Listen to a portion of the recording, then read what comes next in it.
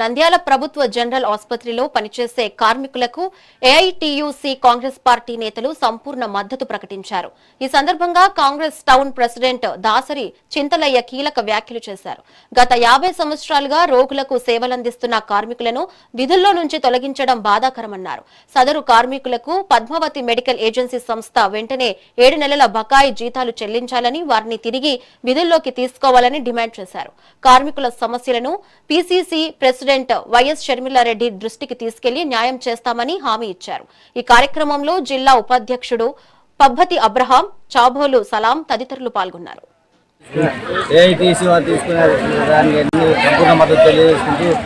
వారికి తోడుంటామని చెప్పి మేము కార్యక్రమంలో కాంగ్రెస్ పార్టీ తరఫున తోడుంటామని చెప్పి మా పెద్దలు తులసిరెడ్డి గారికి, మా పీసీసీ షర్మిలారెడ్డి గారికి తెలియజేస్తామని చెప్పి మేము ముఖ్యంగా తెలియజేసుకుంటాం.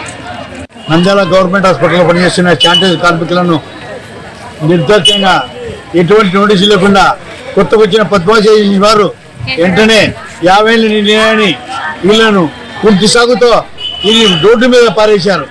వీళ్ళని కడుపు కొట్టడం ఇది సిగ్గుచేటని చెప్పేసి ఏఐటీసీగా ఫస్ట్ నుండి చేస్తున్నాం. ఈరోజు ప్రభుత్వ కార్యాలయంలో పనిచేస్తున్న వారికి మాత్రం 62 ఏళ్ళు పెట్టారు. కాంట్రాక్టర్ పనిచేసే కార్మికులను 50 ఏళ్ళని ఇది కుంటు సాగు చెప్పి ఈ విధంగా లేనిపోయిన కొత్త జీవాలు తీసుకొచ్చి, దొంగ జీవాలు తీసుకొచ్చి ఈ విధంగా కాంట్రాక్టులు చేయడం ఏమైనా చర్య. కాబట్టి ఇది వెంటనే ఇదిలోకి తీసుకొని ఇది పని చేయించుకోవాలా. ఎందుకంటే కరోనా టైం కూడా ఇది ప్రాణాలు లెక్క చేయకుండా ప్రజల ప్రాణాలు ప్రభుత్వం ధ్యేయంగా పనిచేసి ఇలా కాంట్రాక్టులు కలగబెట్టి ఈరోజు 25-30 నుండి ఇక్కడ సేవ చేసుకున్న కార్మికులను నిర్దేశంగా రోడ్డు మీద పడేయడం ఏది చిక్కుచేయని చెప్పించి ఏఐటీసీ మెడికల్ కాంట్రాక్ట్ హెచ్చరిస్తున్నాం.